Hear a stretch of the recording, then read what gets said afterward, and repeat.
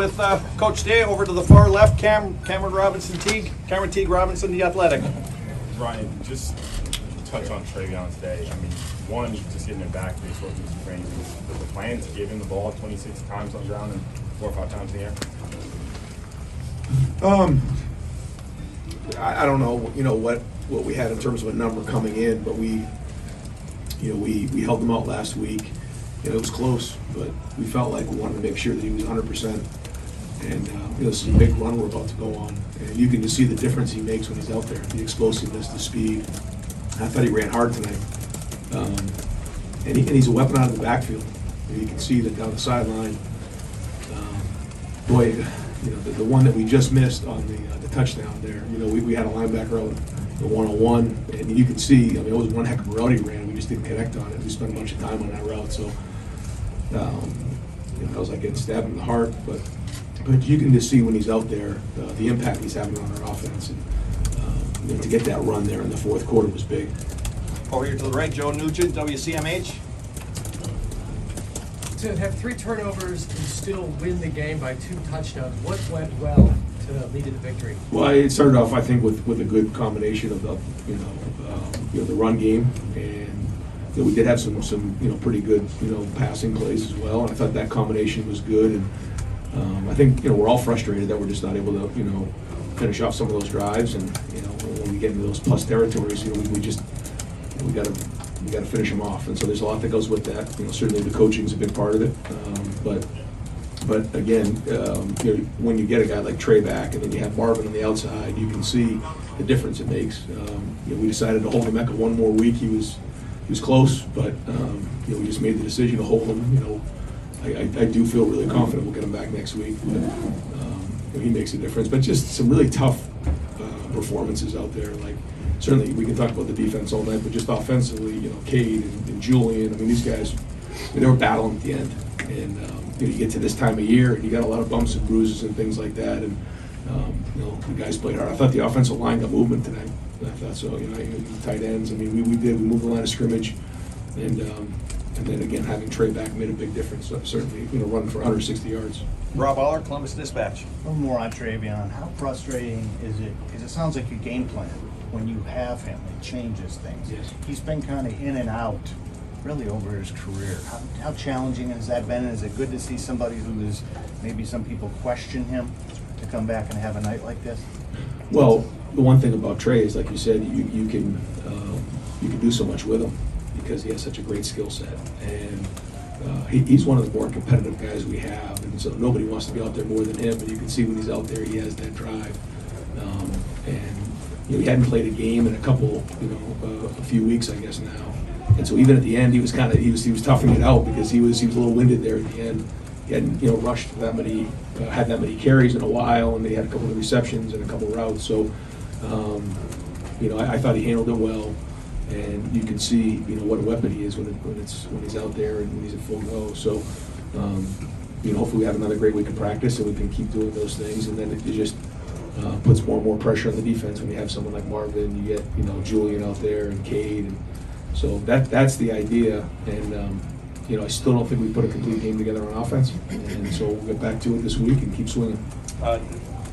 Tony Girdman, Buckeye Huddle. Ryan, any update on Lathan, what you saw, or what might be going on there? Yeah, no, I don't have an update actually. I'm not even sure exactly how it all shook out there. It was all kind of chaotic, so we'll try to get you what we can here in a little while. Gentleman next to Tony, did you have a question? Yes, sir. Just what does it say for Marvin? All the attention he gets from defenses to keep putting up this kind of production week in, week in. Yeah, it's. I say it every week. It's just tremendous. I believe he's the best football player in the country. Have another couple touchdowns and 120 yards, and I guess we targeted him 10 times. Probably could have targeted him a few more. We're always going to try to figure out ways to do that. But he's a dynamic player, and he keeps bringing it every week.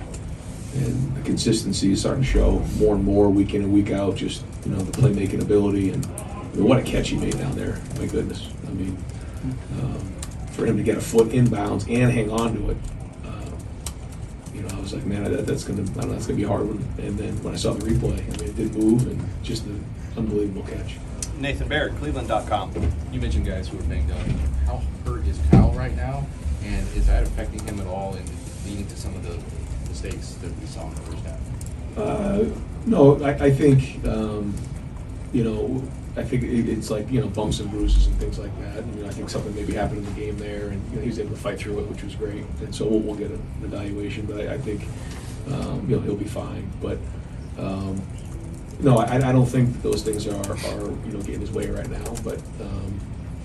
But I thought he toughed it out at the end, and still hung in there. And, when you do maybe, have a couple tough plays, the easy thing to do is, or what most people do is, they start to get gun shy, but he didn't do that. He kept swinging, he kept pushing. You could hear him on the sideline, right before that last drive when Travion ran to make it a 2-score game. I mean, he was in that huddle getting after the guys, and he showed good leadership there. So I thought that was a positive. Tim May on 3, Letterman Row. Yeah, following up with that, did you have a talk with Kyle at halftime, though, a little bit? Because he did seem off. I mean, both interceptions were odd. One looked like it should have been a throwaway, things like that. What were your discussions like with him to kind of settle him down for more than anything else, Brian? Yeah, I usually don't get into the plays right after the game, but I have a pretty good feel of exactly what happened on both of them. I think he would tell you on the first one, it was just a bad decision. It was first down. The play was designed to go to the tight end. The tight end got caught up, and it was not how he designed it, and the ball should have got thrown away. It was a bad decision. The second one, the corner came off on cover 3, and he's reading the flat defender, and that corner he just came right off him. He took a chance and he made a nice play. I don't really blame him for that play. I don't. I mean, there's going to be times when you're pushing it down the field, things like that are going to happen. So I told him, hey, I get it. The corner came off. Let's just play the next play. Those plays are behind us, and so those are the conversations we had. But he knew right when he came off the field in the first one that he wanted that one back. So. Good to see him hang in there and keep playing hard. But Sure, yeah. But I think the other thing is just that, in general, we get into a 2-score or a 1-score game. We're trying to make it a 2-score game. We get around the 30-yard line. Like we have to make sure we're in field goal range and give Jane an opportunity. And 2 times we didn't do that. And so. That was an opportunity that was missed. I was going to say, do you leave her a little frustrated like the last couple of games that you left points on the field? I mean, yeah. Notre Dame, Penn State, you talked about that stuff. Yeah. I mean, now we're going against good teams. Yeah. And Luke does a great job. I always want to make sure, I don't do that enough. It's just, the teams we're playing are good teams. They're well coached. They have good players.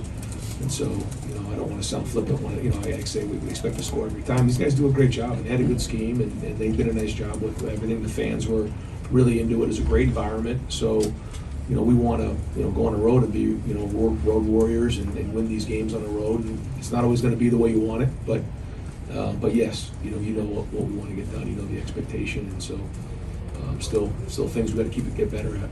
Awesome Ward, Rivals, the podcast. Ryan, it just felt like one after another guys were coming out. JT gets looked at, Nathan comes out, Jack at one point, Mecca didn't play, Julian's banged up. A, it's probably pretty good for the depth, but B, was there any sense you had that in the third quarter, like, maybe this is not our night? No, you're not allowed to think like that. You don't have a choice. I always say we're in control of what we do.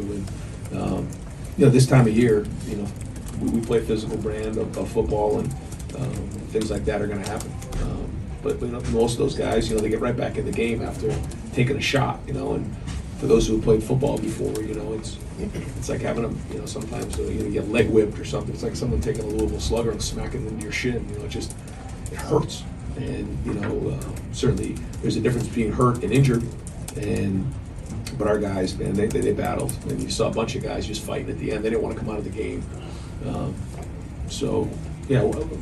I think our team, at halftime always has had a good look in their eye all year, knowing that they want to come out and play really well in the fourth quarter. And you're seeing us do that, but we're playing well in the fourth quarter. I'd like to see us, even play better in the first half, but we are finishing games the way we're supposed to finish them. Well, we're finishing games. I think there's ways that we can finish them better, but at the end of the day, the goal is to keep winning, and we got to keep doing that. And we know the challenges are going to keep getting bigger and bigger here down the stretch.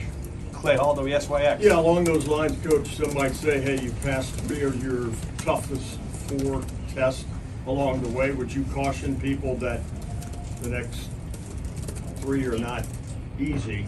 Oh, yeah, I You mean, get set to move. yeah, I mentioned to the team as we were watching some games this afternoon, just watching some of the teams play at noon and the 3:30 games. You got to bring it every week, and you know, you have one bad day and your season's ruined. You know, the teams that we play are very good teams. They're well coached, and you know, winning is just not something that we're entitled to. We gotta do it, and that's the competitive stamina that we talk about. You know, especially going on the road, these games are hard. And the next one will be a battle next week against Rutgers. It will. I think it's a noon kickoff, right, Jerry? Is it noon? Yes. Yes. Yeah, it's a noon kickoff. I mean, you know, Greg's doing a good job with those guys. So battles, but the good thing is we're getting battle tested as well. I think the more battles you get into, you know, the more poise you have because you have something to reference. You don't panic. But again, we're going to watch the film and, you know, throw coffee against the wall again, I'm sure. I have time for just one or two more for Coach. Bill Rabinowitz, Columbus Dispatch. You said you could talk about the defense all night. Yeah. I think it was 17-10, Wisconsin hit the ball midway through the fourth quarter.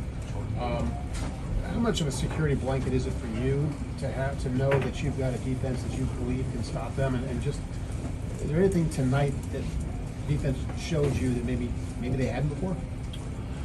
Yeah, I think they're in the second half when Wisconsin came out, scored, we came back, scored, and then the ball was, I think it was, you know, coming out, and then we ended up on like the 10-yard line. We brought it to midfield, flipped the field, got it inside the 10, you know, and you know, usually it'd be like, well, we got to go for it, we got to score. And so pooching the ball in those situations right now, you know, like you said, with a good defense, you feel like, you know, you got an opportunity to get the ball back. If it's a 3 and out, then you're going to get the ball in midfield. If it's a couple first downs, and you feel decent about those.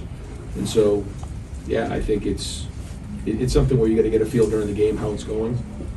But it starts with the run game. You know, if the run game, you know, is, you know, if we're stopping the run, then you feel like you're in control of the game. And I think that was a big part coming into the game. We had to run the ball, stop the run, and show toughness. I think we did all 3 of those things. And that goal line stand at the end of the first half, how Yeah. huge was that? It was excellent. Again, just you know, not giving up an inch with you know, the ball on the 1-yard line. Just keep fighting and keep swinging and keep playing. The play Tommy made on the shovel was huge. You know, but our guys, you know, they played hard. They rallied to the ball.